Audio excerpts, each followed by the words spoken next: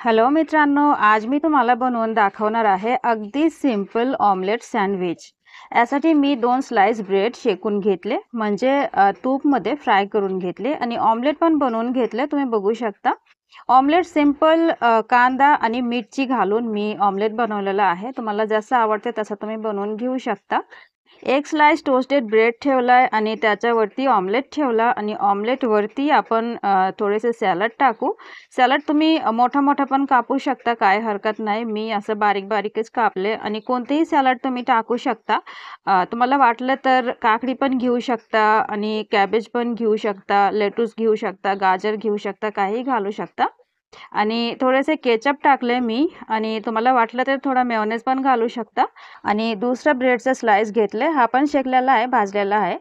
बघा अगदी सिंपल सरळ ऑमलेट सँडविच तयार आहे। तुम्ही पण नक्की ट्राय करा आणि एन्जॉय करा। आजसाठी एवढेच। जय हिंद, वंदे मातरम।